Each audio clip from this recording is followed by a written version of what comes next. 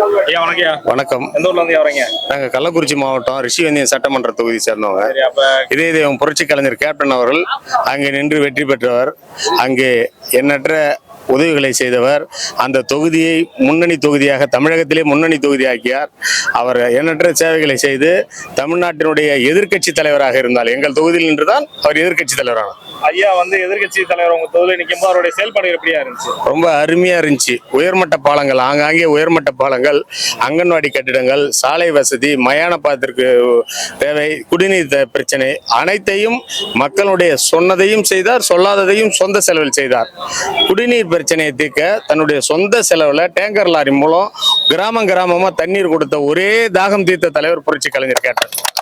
அப்படிப்பட்டவர் எங்கள் தொகுதியில் நின்றார் என்பதை இந்த 2 ஆண்டுகளும் நாங்கள் இந்த மீளா துயரிலே வாழ்ந்து கொண்டிருக்கிறோம்.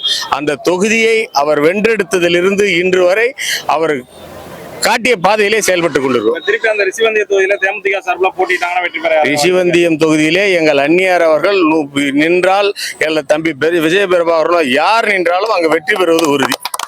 கிட்டத்தட்ட 1,00,000 வாக்குகள் வித்தியாசத்தில் வெற்றி பெறுவது உறுதி. தலைவர் மறைஞ்சு இப்ப 2 வருஷம் ஆகுது. உங்களுக்கு அவருடைய நினைவுகள் எப்படியா சார்? அதான் மறக்க முடியாத நினைவுகளா இருக்குது.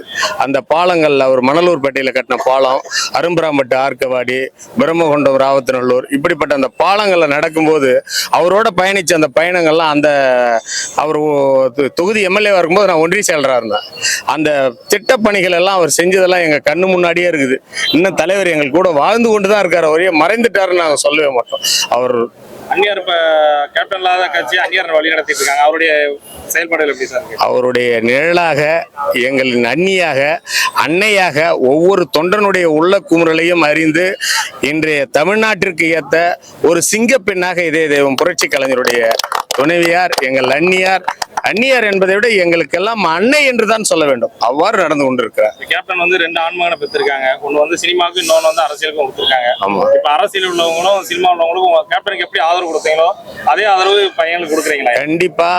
விஜயபிரபாகரன் எங்க தொகுதியில நின்னால் அவருக்கு 100% வெற்றி. அதே போல அன்பு தம்பி சண்முக பாண்டியனுடைய திரைத்துறை பயணத்தில் நாங்கள் புரட்சி கலைஞருக்காக எப்படிலாம் இருந்தோமோ அதை காட்டிலும் அதிகப்படியாக அவருடைய கொம்பு சீவி, படைத்தலைவன்,